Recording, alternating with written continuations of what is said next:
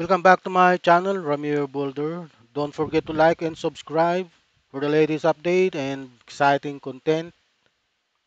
Ah, secret reversal nga ba ang nangyari sa dismissal order ng kaso ni Joel Villanueva? Well, ayon po kay Ombudsman Rimulya, ang kaso po na-dismiss nung panahon po ni Ombudsman Samuel Martires.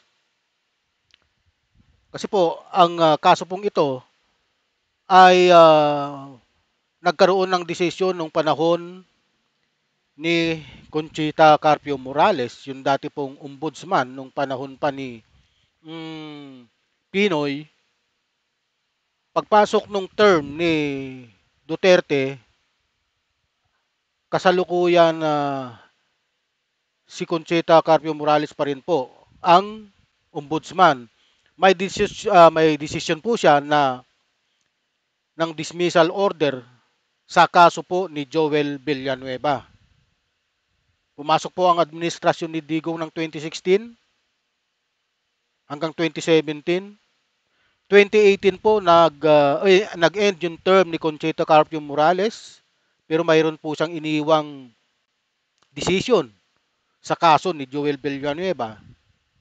Pumasok po ang administrasyon ni Duterte hanggang 2018, nag-end yung term ni Conchita Carpio Morales, pumalit yung bagong ombudsman ni Samuel Martires. Dito na po nangyari, isang taon pa lang po siyang kasi 2019 po yung decision ni Samuel Martires na reverse yung dismissal order na ni Conchita Carpio Morales, ang dating ombudsman. Ni-reverse po ni Samuel Martires. Pero hindi po ito naibalita. Naging sikreto po ito. Kasi wala pong nakakaalam nung nagkaroon ng reversal ng decision ano sa pagde-decide po nitong si Samuel Martires, no.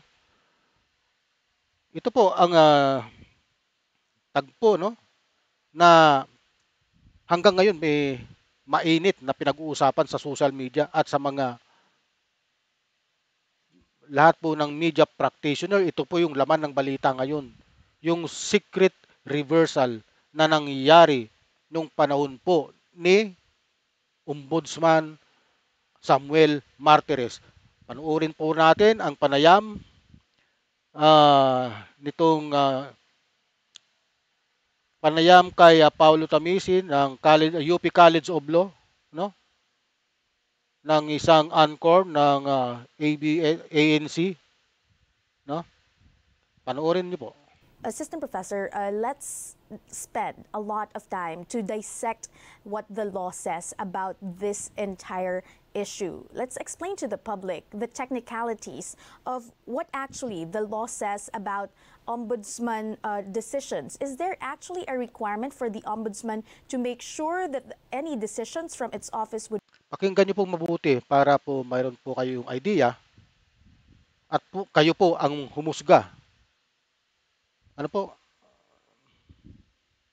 reach the public or would be publicized in a circulated newspaper? Well, currently, both the Constitution and the Ombudsman Act, RA 6770, don't really require the Ombudsman to publish her or his decisions in administrative cases. Rarely are courts even required to do this. So the Supreme Court publishes its decisions because it is part of the ability of the court to control the way that law grows, and in order to inform judges and lower benches of how laws are supposed to be interpreted, or the Constitution is supposed to be interpreted. But the Ombudsman doesn't have that function. So the requirement under due process is simply for parties involved in the cases before the Ombudsman to be informed. And yet, and I understand where the concern is coming from. There is some unusual, I suppose, circumstances surrounding the case of Senator Villanueva, because the order to dismiss him was highly publicized, but the apparent granting of the motion for reconsideration 3 years later by another ombudsman was unknown until just a few days ago. Would you say that this is entirely unusual, or is it just because the former ombudsman was quite known to have a tight grip on his office? We know that he was the ombudsman who actually tightened regulations on the distribution of SALN of officials, and we barely heard from the office of the ombudsman during the tenure of Samuel Martires. What actually makes you say that the entire case of the reversal of the decision with regard to Senator Joel Villanueva is quite unusual? I think it's unusual only because the initial order that would have dismissed him by just now former ombudsman Carpio Morales was so public, and therefore it seems unlikely or unusual for a reversal of that very public dismissal to not be reported either by Senator Villanueva or by Ombudsman Martires. But there can be many possible legal explanations for why there was no um, or the failure to publicize that reversal. But it highlights, I think, the danger with the Ombudsman not being transparent to the public. It also Oo, hindi transparent sa publiko. Ito pong Office of the Ombudsman ay na-create po ito ng isang batas na Republic Act 6770. Babasahin ko po sa inyo. Republic Act 6770, also known as the Ombudsman Act of 1989, ng 1980, is a law that established the Office of the Ombudsman in the Philippines. Its primary goal is to promote accountability, transparency, and integrity in the public service by investigating and prosecuting acts of graft and corruption. Ang nawala po yung accountability, transparency, and integrity. Nawala po yan. Alam po yan ng mga abogado. Pero marami pong bumabali rito sa kanila.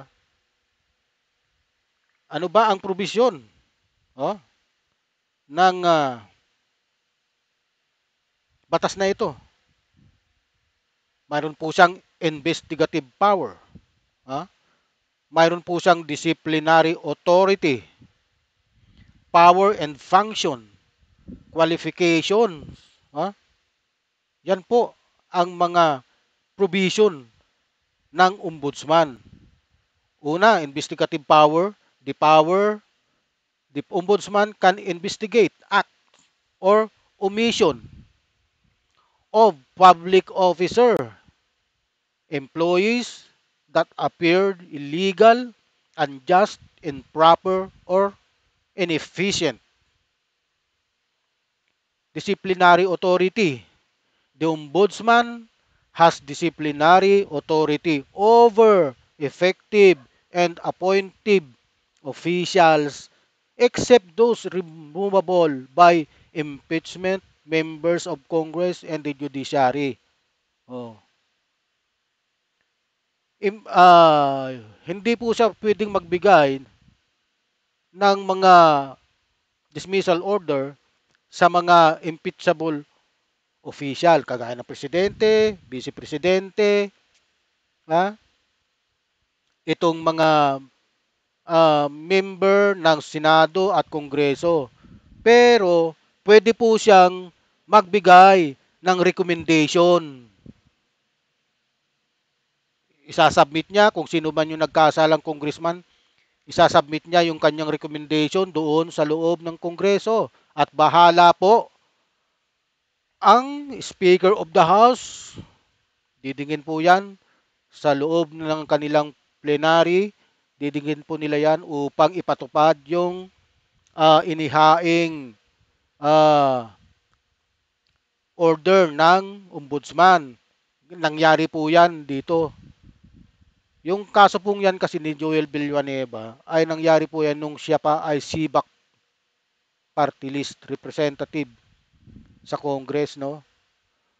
Nagkaroon ng desisyon po yan, wala na po siya doon sa Congress. Nasa Senate na po siya. 2016, naglabas na po si Conchita Carpio Morales. Pero ang ginawa po ng Senate, hindi po nila pinatupad yan. Hindi ko alam kung anong dahil ang sabi nila yata hindi po ako nagkakamali doon, si Coco Pimentel yata hanggang pumalit si Tito Soto na ang tanging bibigay ng disciplinary action ay ang Senado rin. Pero binaliwala nila 'yon. Gumulong yung taon, 16, 17, 18, pumasok ang administrasyon ni Digong, napalitan si Conchita Carpio Morales dahil nag-end po yung term niya, pumalit si Samuel Martires. Nagkaroon na po. Dito na po pumasok yung secret reversal na tinatawag na ngayon bagong ombudsman, Boyeng Rimulya. Ito na po. Ano? Patuloy po natin. Goes to a fundamental misunderstanding of, with all due respect, the last ombudsman as to the role of the office. If you go to the history of the ombudsman, the initial name that it was called was really Tanod Bayan. So the function of the ombudsman was to be the watchman of the people and not really to look out for the interests of public officers. The public officers are not supposed to be friendly with the ombudsman, and therefore there might be reasons on the part of Ombudsman Martires. So, for example, he was very concerned about data privacy issues during the last administration and therefore supposedly restricted the SALNs. I think it fundamentally misunderstands that the role of the ombudsman is to actually protect the people, including to be transparent to the people about investigations, especially concluded investigations of high public officers. You earlier mentioned that there may be some possibility, some legal grounds as to why the reversal of the case, or the decision rather, was not publicized. What are these possible legal grounds that you are referring to? The only thing that can come to my mind is that, again, there is no requirement for the ombudsman to publicize its decisions or its rulings in administrative cases. When it does so, it's a good thing. It's pursuant to a transparent government, but there's no legal requirement that the ombudsman actually let people know about its actions in specific cases. So, thinking with utmost good faith on the part of Ombudsman Martires, if the reversal did in fact happen in 2019, then he simply might not have found any reason to publicize that information. And the important thing that would have happened is that decision would have been sent properly to the complainant in the case, as well as Senator Villanueva. They would have received a copy of that reversal of Carpio Morales' order. So that would be the only reason, to my mind, that no law actually requires him to do so, and that he may be concerned about the private. Yan din ang pinagtataka ko eh. Kung talagang gusto nila ng transparent, itong mga senador na to, bakit nila inilihim? O sa pagkatao nitong Joel Villanueva na to, bakit niya inilihim ang nakuha niyang desisyon noong 2019? Para ba maitago yung pagbaliktad ng ni Samuel Martires sa kanyang kaso? Dahil sa nakalipas na ombudsman na si Conchita Morales ay mayroon po siyang dismissal order. Pagkatapos nung pumalit na po si Martires, ay ito na. Ni-reverse yung kanyang dismissal order. Inacquit siya. Dinismiss yung kaso.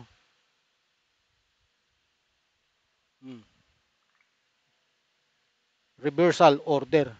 Secret reversal. isinikreto, hindi pinablicize. Kaya wala pong nakakaalam na media eh. Oh? Hanggang ngayon lang ito na pumutok dahil nga sa pag-aakala ni Boyeng Rimulya na ito'y hindi pa natapos. Kasi nga sikreto. Wala nga po nakakaalam na media eh. Ngayon lang pumutok ito. Nung isang araw lang. Kaya ano ba, kahapon. Oh. 'Di ba? Controversial yung pagkaka-dismiss yung nung kaso. Kasi ang isang kaso, dapat yan pinapublicize. Kasi ito mga halal ng bayan itong mga to eh. Ha? Lahat po ng public official dapat ang mga hindi po yan nagtatago ng sikreto sa tao. Pinapublicize nila yun kanilang mga actuation. Maliban doon sa mga personal sa loob ng pamilya nila, hindi po pwede yun. Pero pagdating sa government, lahat po yan. Pero sa kasong ito, sinikreto. Kaya nga po walang nakakalam. Sabi nga ni Ombudsman, wala namang nakakalam nito na mayroon palang ganyang desisyon ang dating Ombudsman. Kaya tinawag niya itong secret reversal. Kasi nga walang nakakalam. Hindi nga alam nung GMA, hindi GMA 7, ABCBN, wala pong nakakalam. Kahit ni isang vlogger, wala ang nakakaalam. Sila ang nakakaalam. Si Joel Villanueva, itong si Samuel Martires, o yung mga kasama niya dito sa loob ng Senado, na isinikreto talaga yung kanyang kaso.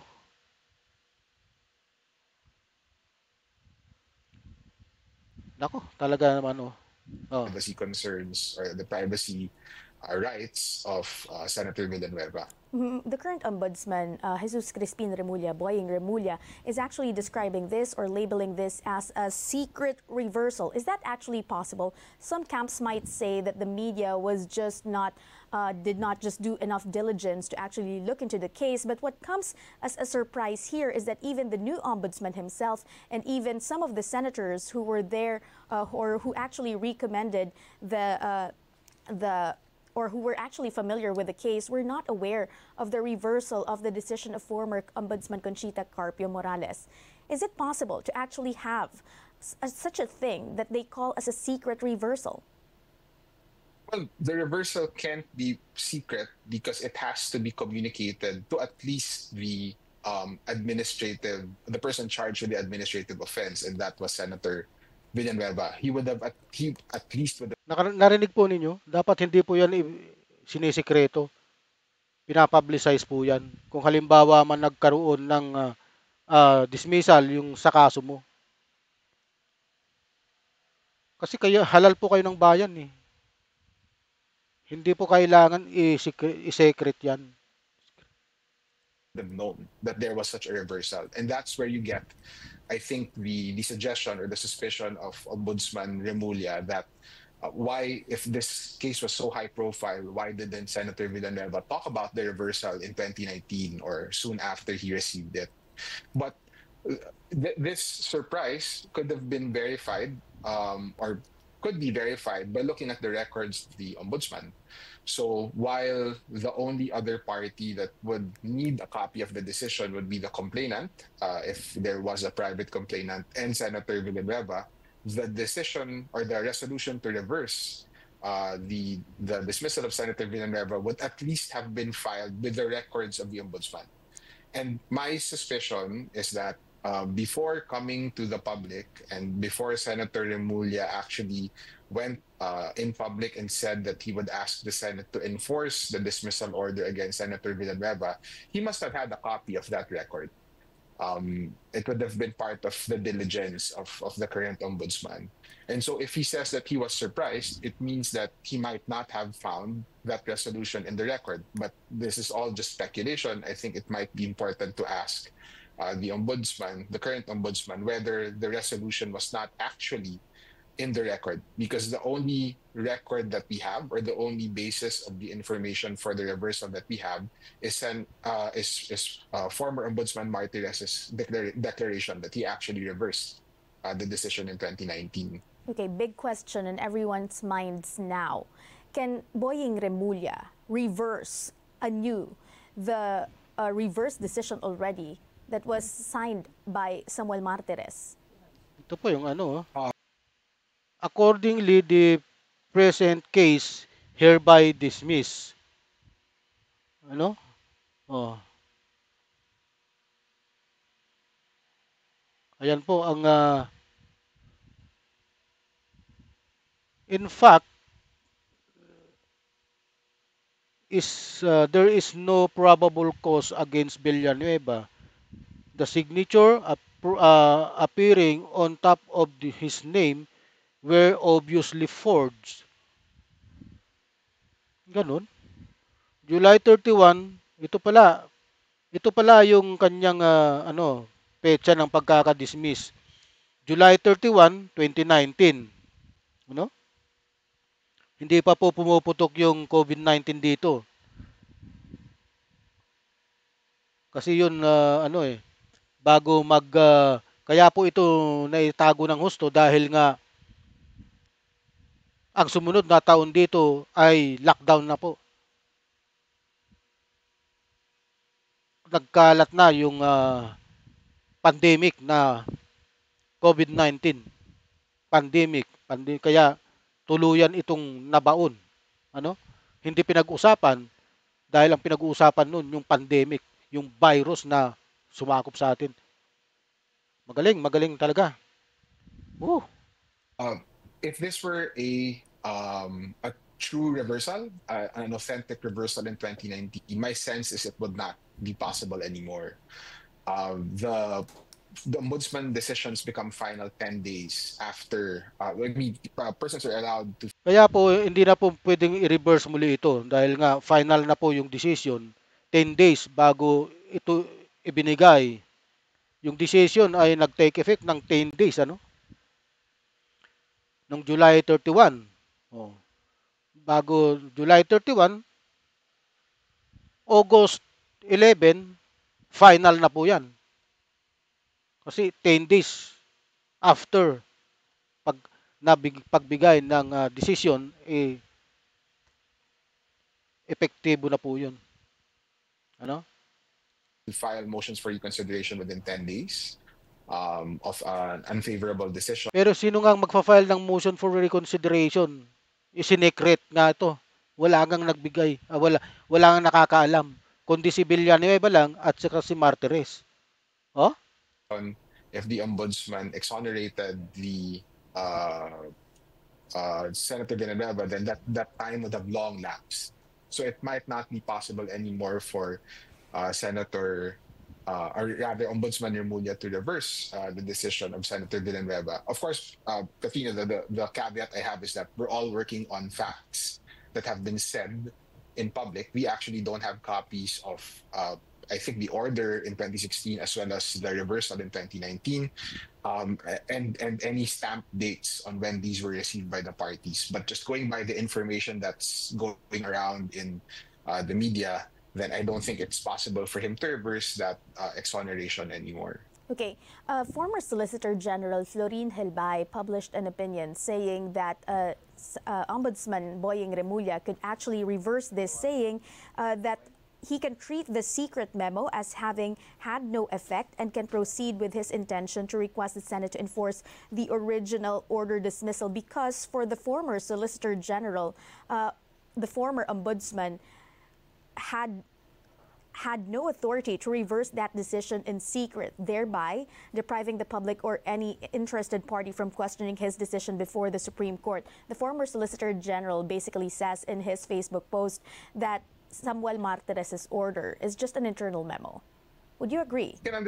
I can understand where Florin is coming from.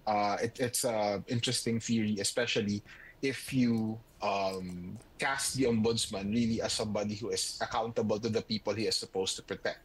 So the essence of that theory would be that because the order was done really in secret, then it would have been probably been issued outside of the jurisdiction of the ombudsman or in grave abuse, and therefore it would have been null. So the reversal never actually happened.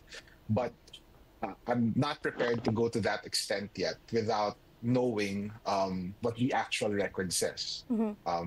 I understand that the suggestion in the press conference of Ombudsman Remulla is that the secret order might not be valid, or the surprise order might not be valid because precisely because its provenance is unknown. But we need more facts around that. Was there, in fact, no reversal order seen in the record of the ombudsman, or if that record was indeed, or if that reversal was indeed in the record, was it filed on time or was it issued on time? And I think we don't have that information yet. It's something that the media might actually want to look into. For the benefit of our viewers, ordinary Filipinos who may be watching this interview, what are the requirements that actually differentiate an ombudsman's official order or decision against an internal memo in the Office of the Ombudsman? Well, an internal memo would often be simply an office rule or an office policy concerning the direction of the Office of the Ombudsman. It's directed towards the employees and the staff of the Office of the Ombudsman. But a ruling in a particular case, the resolution of the Ombudsman as to findings of fact, what the law that was violated was, the liability of the parties before it, that shouldn't be the subject of an internal memo. That should be the subject of the adjudication before the Office of the Ombudsman or his administrative investigative powers. And constitutional rules concerning due process do protect the right of a respondent in a case before the Ombudsman to that type of information. So the respondent in a administrative case doesn't have the right to an internal memo. He has the right to the rulings of the ombudsman in his particular case. But you see the problem that comes up there, right? We're assuming an ombudsman that is completely fair and transparent to the public and is loyal to his principal, who is the Filipino people. But if the ombudsman is out there to protect certain public officers, then nobody except the ombudsman himself would have actually the knowledge to question whether the memos or reversals of orders were actually implemented. So it goes back to that fundamental misunderstanding of the last ombudsman with respect to the role of the Tanadbayan, of the protector of the people.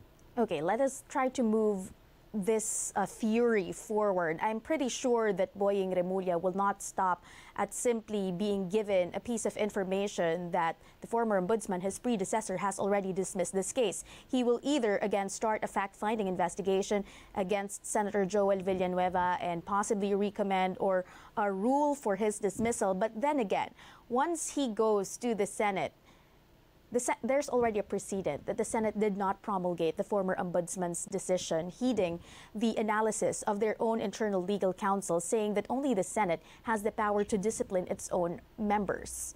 What then now is the recourse of the ombudsman should another case or should another dismissal order be released against not just Senator Villanueva, but any other senators for that matter, now that you have this precedent on hand? It may help to have a very brief background on the competing theories of the parties here.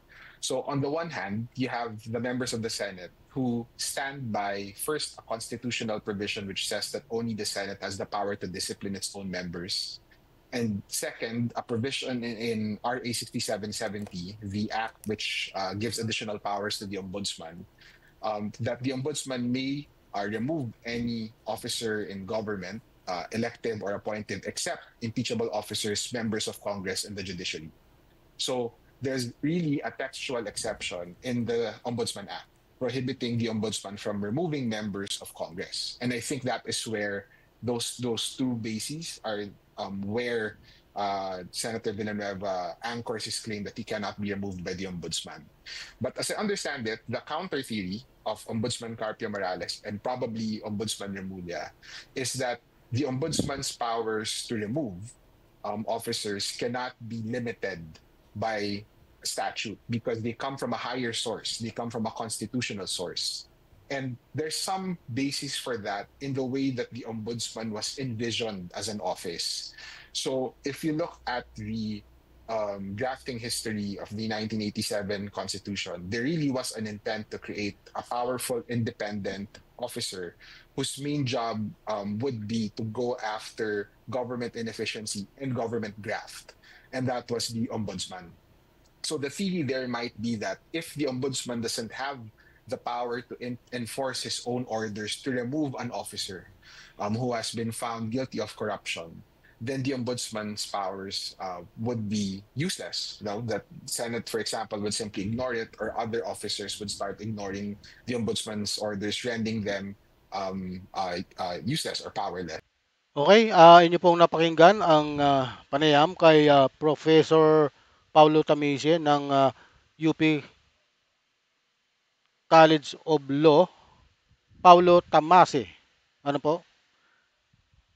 Ang kabuuan po, yun pong Republic Act 6717 na batas na ginawa upang mabuo itong ombudsman. Republic Act 6770 aims to ensure that that public official and employees serve with integrity, accountability, and transparency, and that those who are engaged in corruption practices are held accountable. Napakalinaw po yan sa ating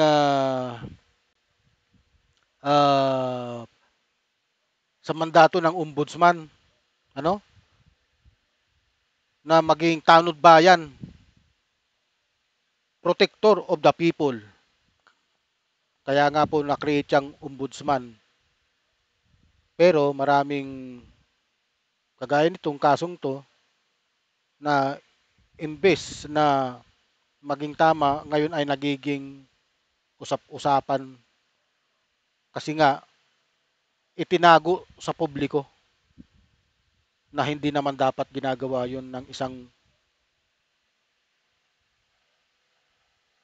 mga ganitong klaseng tao. Itinago nila na upang maging sikreto. Kaya po pinag-uusapan ngayon, mainit na pinag-uusapan ang secret reversal na yan na ginawa po ni Samuel Martires. Okay. Ano po ang inyong opinion? Huwag niyo pong kalimutang mag-like and subscribe sa aking channel for the latest update and exciting content. Marami pong salamat at mabuhay po kayo.